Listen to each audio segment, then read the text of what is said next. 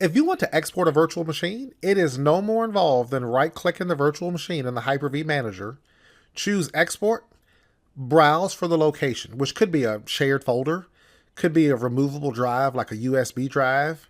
Choose that location and export, and you just wait for it to be copied over to that location, and your export is done. When you want to import, under Actions in Hyper-V Manager, there is an Import Virtual Machines.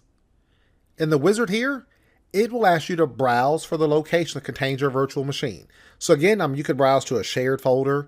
It could be some type of attached storage like a USB drive or something that you connected to your server. Just browse to that location. Now then it's going to ask you to select the virtual machine. So you'd see the folders with the name of the virtual machine you exported. Then it's going to have you choose the import.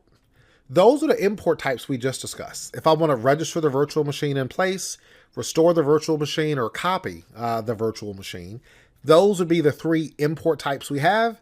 Then you can click Finish and you just wait for it to import that virtual machine. So a very straightforward process to export and then to import into another Hyper-V host. And you can also do this between Windows 10 and your server operating system. So build a VM in Windows 10 and you could then import it to your server, or you could do the opposite.